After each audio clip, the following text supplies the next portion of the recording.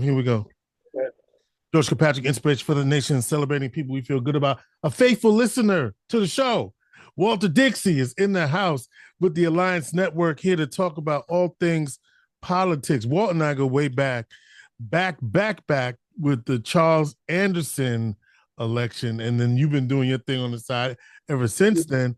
But Walter, we've got a mayoral race coming up. You have given your support behind Sharon Owens, and so let's talk about that.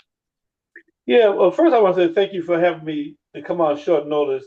But it started with George, is that last year, early this year, you and I and Commissioner Kanzi of the Board of Election did a discussion about the importance of the vote and looking at the turnout during the presidential election with Kamala Harris. And then the segue is I attended the Urban League's convention in Cleveland, Ohio, a month or so ago, and there was a discussion on the mobilization of vote. And what was heartening to hear that for Kamala Harris, that in red states, Black and brown folks overperform in record numbers of registration. In blue states, it was the completely opposite, and she ended up losing the election by 1.1%. Because somehow in blue states, let's say New York and let's say Syracuse, we just not just voted. And as you know, Dustin and I was ringing that bell prior to the election, the importance of the voting turnout. Yeah, and what you talked about, just to give context, that during the voting turnout, especially in higher concentrated areas of Black and brown folks, we've seen a trend for low turnout in all of those areas. Absolutely. And so how we try to get there, so we have a historical candidate that announced that she beat her opponent by 41 percentage points, was is awesome, without strong Democratic leadership in terms of on the council or state leadership, very few supporters. And that's another issue in itself, but that's not the discussion today. But what's important that under this Trump administration and what's happening, and I say this to folks, white folks in Syracuse are fighting harder for the Trump policies against them that has a real impact of people, marginalized people, peoples of color, poor whites, than anyone. And we seem to be complacent. And how do we try to shake that out? We have a woman, an Afro-American woman running, just like Kamala Harris. And even though we won convincingly, but inside the numbers, you look at it, we still got challenges of our folks coming out to vote. And, you know, I say, I do miss Rich Reich Show. I miss you. I mean, you still there. Ken Jackson, late Ken Jackson. We don't have media enough, or the social justice clergy, I would say, in the old school, are ringing the alarm bells and waking people up. So we have a lot of work that we got to get done, but we got to make sure that deputy mayor becomes the mayor. We can't assume anything. Wouldn't it be helpful if some key Democratic figures, like the Common Council President Helen Hudson and the Syracuse Board of Education President Tamika Barnett and the Councilor at Large Rashida Caldwell, all who supported Sharon Owens' opponent in the primary, their constituents have they come out and supported? I wasn't sure at press time whether those endorsements have come forward or not. No, they have not. And again, we continue to press on. But I say, you know, people just have a bad taste about politics today. So at the end of the day, she did win by 41 percentage points with all those folks that were public officials on the state and the local level that went against her, or did not support her, I should say, Ned. So I know there's some folks trying to bring folks together, but, you know, sometimes we become our worst enemy. And sometimes people just can't accept what we see. But we got to continue to push on and because the stakes are too high. And did she get the endorsement of her opponent in the primary? No. So none of that has happened at this point. So the Democrats are not unified around their designated candidate, is what you're telling me. Well, the facts are the facts. So talking to the people then directly that if this is the candidate that they want, then they're going to have to reverse a trend that you've already identified of continuous, consistent, low turnout. What's going to energize the voters? If what they're seeing today doesn't energize them, I don't know what else to say. Points taken, and part of leadership is being clear and speaking to the people. I was telling some folks that in 2017 we had a vision to redevelop our corridor. We did a survey with the neighbors on the ground, I say bottom up, and everything in that survey, if you go back and look at it, we're doing it. When folks don't feel you're working for their interest versus your own interest, that makes it even complex that they don't want to vote.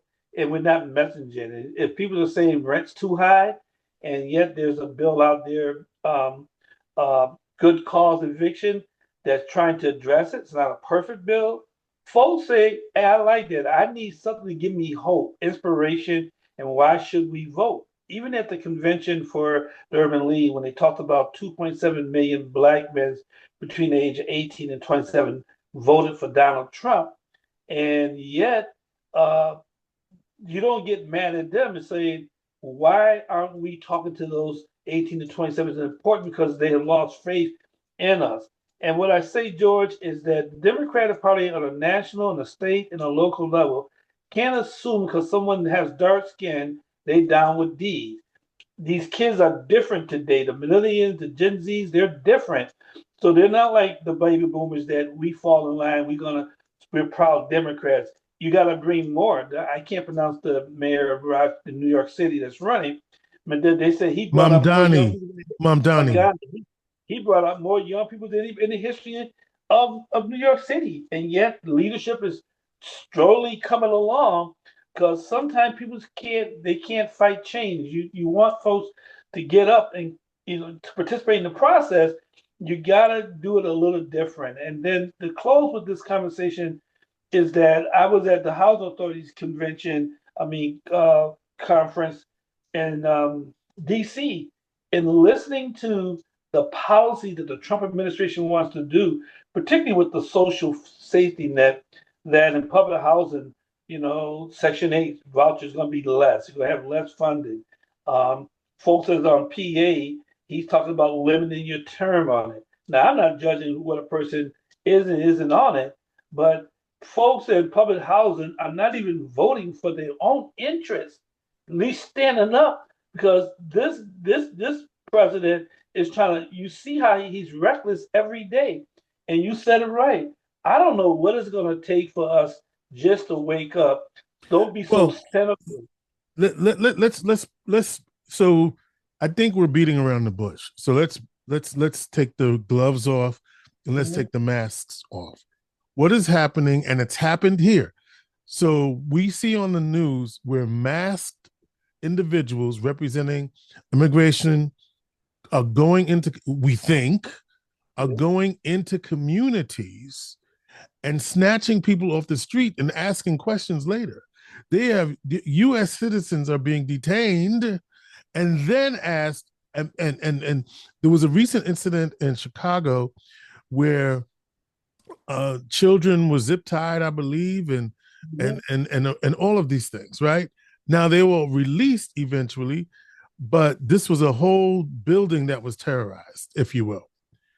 Here in central New York, Westcott Street, I believe, was it Jordan, somewhere in Onondaga County, we had not the same thing, but we have ICE people in these various communities, right?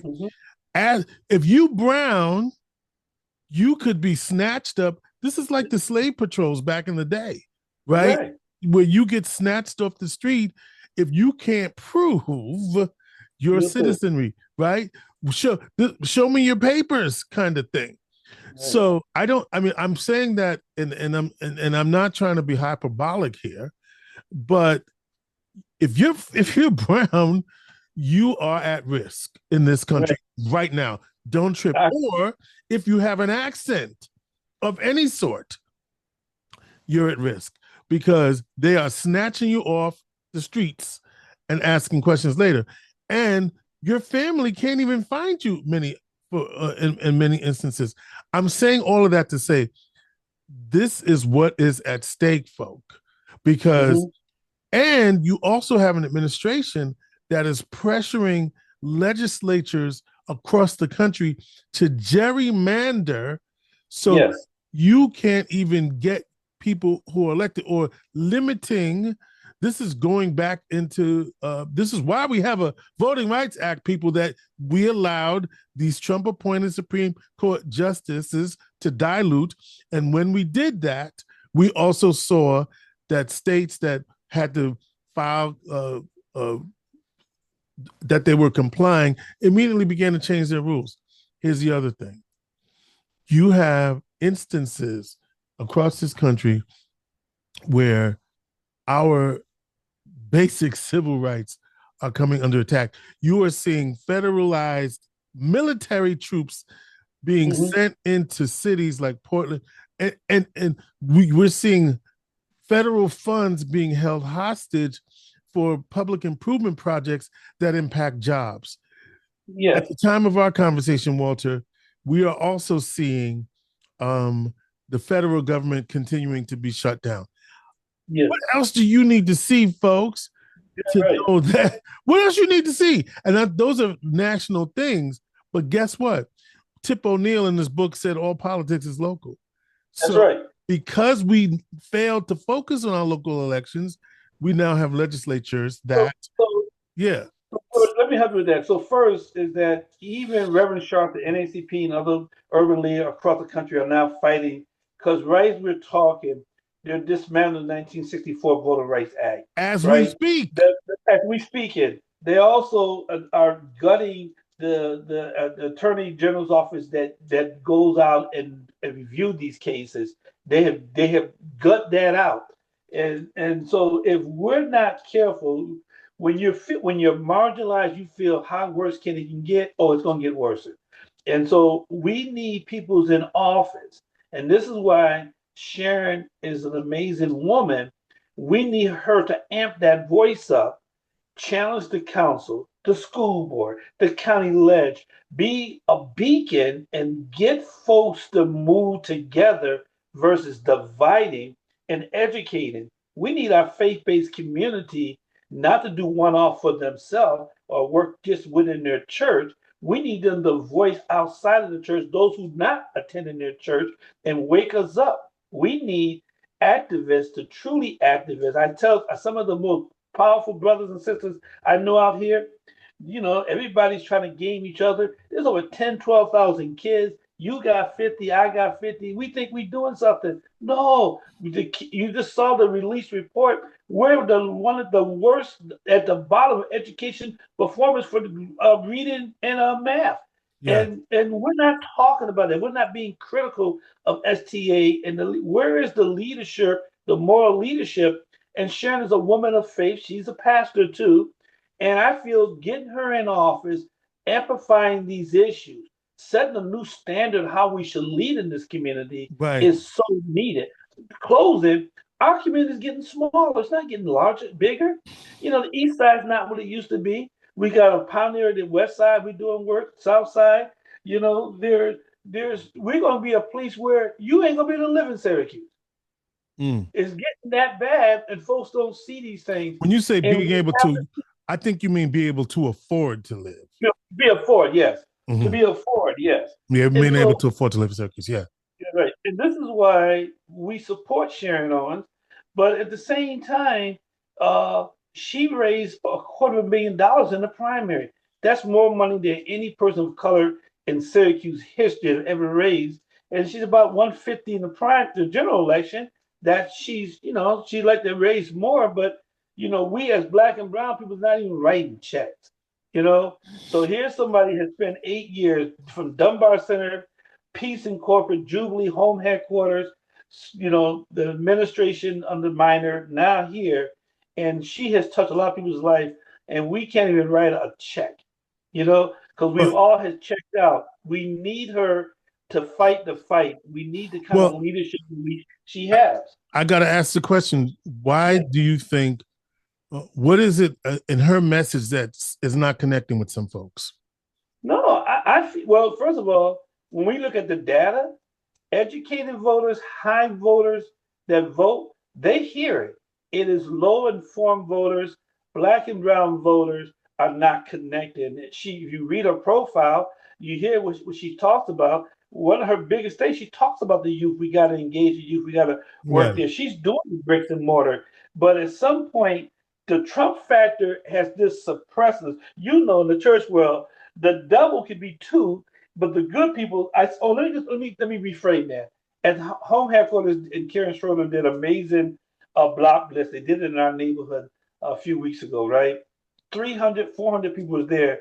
I spoke, Decca, myself, Sharon, and I forget somebody else spoke. But I said, look at what we see here. Majority of white folks from all boundaries, all areas of this city and county came into our neighborhoods to help repair 50 homes. And Mm-hmm. I said, the problem is that we're the good people, our voices are quiet, while Mm-hmm.